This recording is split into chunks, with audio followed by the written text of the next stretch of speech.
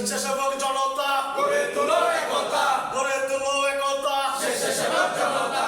19 August Bangladesh জাতীয়তাবাদী স্বেচ্ছাসেবক দলের ৪৫তম প্রতিষ্ঠা বার্ষিকী সফল করার লক্ষ্যে ২৪ নং ওয়ার্ড স্বেচ্ছাসেবক দল ও ডবলমুরিং থানা স্বেচ্ছাসেবক দলের উদ্যোগে এক প্রস্তুতি ও আলোচনা সভা অনুষ্ঠিত হয়েছে। এতে উপস্থিত ছিলেন উক্ত ওয়ার্ড ও থানা পর্যায়ের নেতৃবৃন্দরা।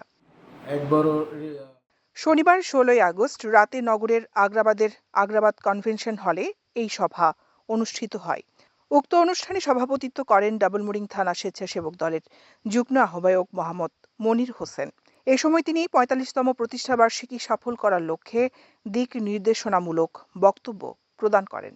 যারা স্বেচ্ছাসেবক দলের নেতৃবৃন্দ আছে এবং আমাদের ডবলমুরিং থানার স্বেচ্ছাসেবক দলের যারা আহ্বায়ক কমিটিতে আছে, যুগ্ম আহ্বায়ক এবং সদস্যবৃন্দ সবাই একত্রিত হয়ে ১৯ তারিখ স্বেচ্ছাসেবক দলের প্রতিষ্ঠাবার্ষিকী কীভাবে সফল করা যায় তারই উদ্দেশ্যে একটি আলোচনা সভা অনুষ্ঠিত হয়েছে।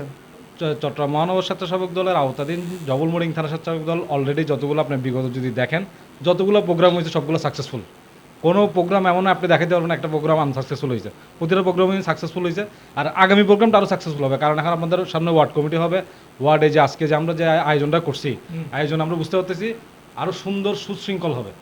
উক্ত অনুষ্ঠানে বিশেষ অতিথি হিসেবে আরও উপস্থিত ছিলেন ডবলমুরিং থানা স্বেচ্ছাসেবক দলের যুগ্ম আহ্বায়ক শফিউল বাশার জুয়েল, যুগ্ম আহ্বায়ক মোহাম্মদ কালাম, সদস্য মোহাম্মদ জিয়া, মোহাম্মদ রাজু, মোহাম্মদ জাবেদ, রাজিন ইসলাম রাজু। ২৪ নং ওয়ার্ড স্বেচ্ছাসেবক দলের পক্ষে উপস্থিত ছিলেন মোহাম্মদ সুজন, মোহাম্মদ হায়দার, জাকির হোসেন সুজন, সাইমন, মামুন, রাকিব, সালাউদ্দিন, মোহাম্মদ মঞ্জু, রিকু সহ আরও অনেক নেতৃবৃন্দ।